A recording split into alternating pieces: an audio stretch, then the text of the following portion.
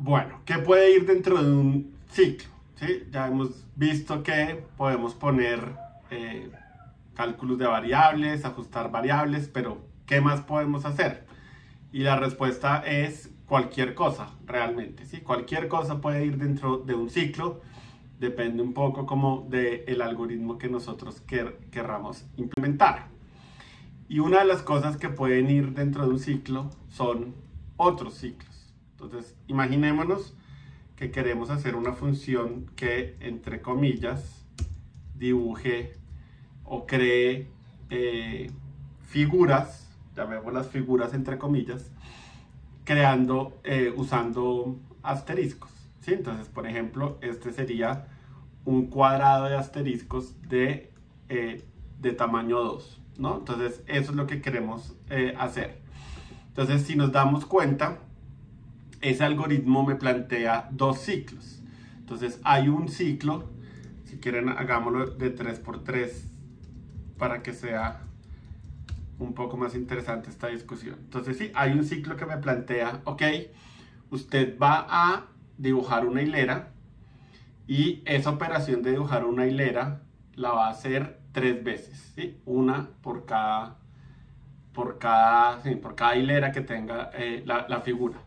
Pero a su vez, ese dibujar una hilera significa colocar unos caracteres, ¿sí? Y es una operación repetitiva también, ¿sí? Entonces coloco un carácter y después coloco otro, después coloco otro, hasta que llego a un tamaño. Entonces necesito un ciclo externo que me ayude a controlar cuántas hileras voy a dibujar y necesito un ciclo interno que me ayude a decir cuántos caracteres conforman una hilera. Entonces, de nuevo, una función public y static. Voy a crear un string. Entonces regreso un string y voy a llamar a esa función cuadrado porque lo que yo espero después de que esperen que ya después de llamar la función, pues es que voy a tener un cuadrado creado con asteriscos, ¿no? Entonces, de nuevo, este es uno de esos strings que voy a crear paso a paso.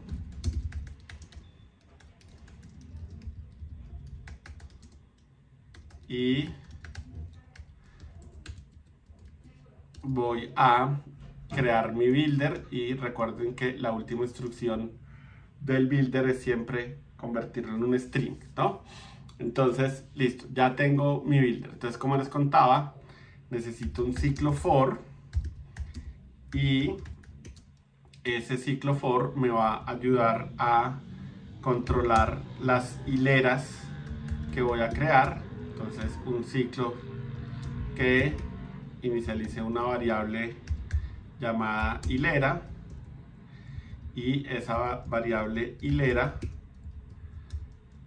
arranca en 1 porque naturalmente contamos la primera hilera, la segunda hilera, la tercera hilera y voy a llegar hasta el tamaño del cuadrado que necesite y una vez por dentro entonces voy a lo mismo, crear una variable de control para las columnas y de nuevo una vez más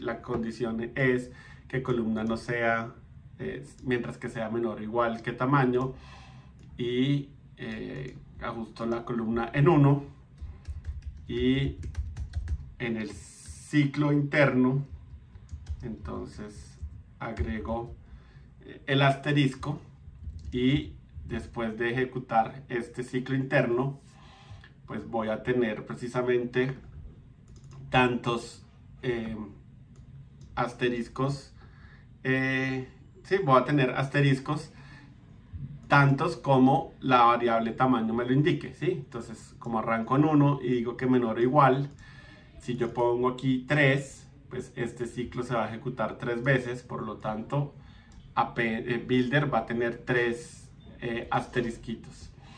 Y una vez que termine de dibujar la cantidad de asteriscos necesarios, necesito imprimir un salto de línea y hay varias formas de crear un salto de línea.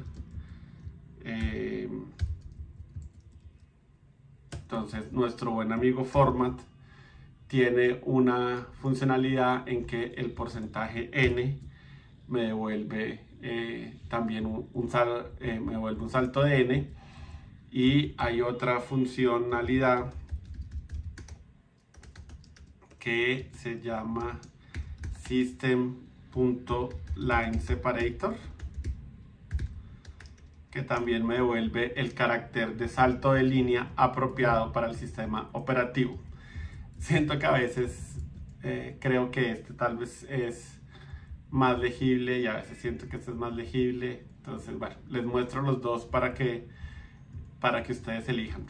En este momento este me parece un poco más legible, ¿sí? Y listo. Entonces, veamos un poquito esto en acción y volvemos a revisar qué es lo que está haciendo. Entonces, una vez más, system.out.println strings cuadrado de tamaño 5, y si yo ejecuto esto, entonces efectivamente, y obviamente aquí me toca hacer un poquito de scroll porque es un poquito más pequeño el espacio de lo que imprimí. Bueno, me muestra efectivamente un cuadrado de 5 asteriscos y de 5 por 5, ¿no? En asteriscos, ¿no? Entonces, de nuevo, ¿qué es lo que está pasando acá? ¿Sí? Ignoren por un momento el ciclo de afuera, quedémonos solo con el ciclo de adentro. Entonces, si yo le paso 5 acá, este ciclo se va a ejecutar 5 veces, ¿no? Tengo una variable de control que arranca en 1, la variable de control que sea menor o igual que tamaño, y más columna, y como se va a ejecutar 5 veces, pues va a agregar 5 asteriscos a el builder, y después va a agregar un salto de línea, ¿sí? Eso es lo que hace este ciclo for, y solamente pensemos en ese ciclo for. Ahora, ¿qué pasa? Esa operación de imprimir los 5 seguidos es algo que yo quiero que se ejecute varias veces. Entonces, por eso lo meto en un ciclo for hacia afuera. De nuevo, que arranque en 1, que hilera menor o igual que tamaño y hilera más 1. Esto también se va a ejecutar 5 veces. Entonces, esta operación voy a dibujar, ¿sí?, los 5 saltos de línea, y eso lo va a repetir 5 veces, y eso es lo que va a terminar generando como mi figura de cuadrado, ¿sí? Entonces, eso es normal, digamos, en código, entre comillas es normal, que pueda poner ciclos dentro de ciclos, y hay diferentes cosas que yo puedo hacer con los ciclos. No siempre tienen que tener la misma condición, pero digamos que es importante que cuando vean un ciclo dentro de un ciclo, eso no los asuste, y más o menos recuerden como, claro, olvidémonos del ciclo interno, olvidemos del ciclo externo, pensemos en el ciclo interno, y cuando entiendan el ciclo interno, entonces ahora sí piensen en sentido del ciclo externo, y ahí más o menos van a entender qué está pasando. Ahora, si ustedes fueran a escribir esta función como algo propio, yo no les recomendaría que la escribieran de esa manera.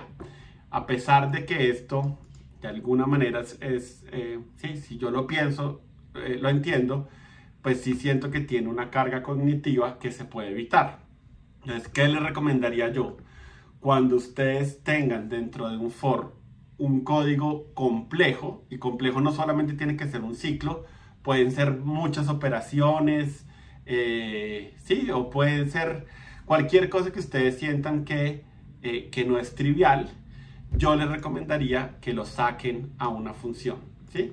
Entonces, por ejemplo, yo podría decir, listo, esta operación la quiero sacar de acá, ¿sí? Digamos que no quiero que esté acá, y para eso voy a crear otra función que se encargue solamente de esa partecita, ¿sí? Y como esta función es una función que apoya la función que yo quiero escribir, este es uno de esos casos en que esa función podría ser private, porque yo no quiero que la gente genere líneas, yo quiero que la gente genere cuadrados. Entonces sí, esta función hilera solamente está hecha para apoyar la creación de cuadrados, pero no debería ser usada por sí misma, ¿sí? Debería ser usada siempre junto a cuadrado. Entonces la puedo crear privada, pero sigue teniendo que ser static, porque de nuevo quiero poder llamar a esta función de la manera más sencilla posible, ¿no? Entonces, ¿qué hace hilera? Pues genera estas repeticiones de caracteres tantas veces como sea el tamaño, y pues va a seguir un molde muy parecido al que estábamos haciendo con cuadrado, solo que se va a encargar de el ciclo interno. Entonces nuestro ciclo interno era más o menos de este estilo, tamaño,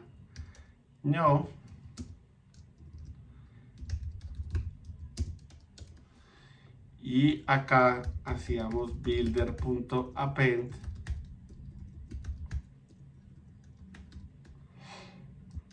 y acá agregábamos el asterisco, ¿no? Bueno, y ya es decisión nuestra si queremos que el salto de línea quede como parte de hilera o no. Creería que esa es una decisión que está mejor, no debe ser responsabilidad de hilera, ¿no? Entonces, bien, cogí el ciclo interno, lo volví su propia función, y ahora desde acá puedo llamar a la función hilera y después agregar el famoso salto de línea.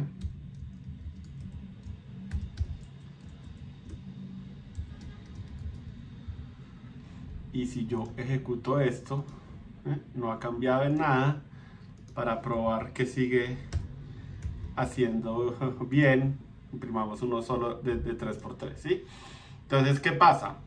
Si yo tengo ciclos anidados y cojo el ciclo interno y lo vuelvo a la función, miren que hacemos lo que habíamos dicho ahorita, ¿no? Como que puedo separar, ok, puedo ver claramente qué es lo que hace el ciclo interno, y como tratar solamente de entender, ok, qué es lo que hace hilera, y después tratar de entender, ok, y el ciclo externo, ¿qué es lo que está haciendo? Claro, está repitiendo hilera varias veces, ¿no? Entonces, mi recomendación es que si ustedes van a escribir ciclos internos, primero consideren crear el ciclo interno como una función aparte. Y como les digo, no tiene que ser una función que haga un ciclo.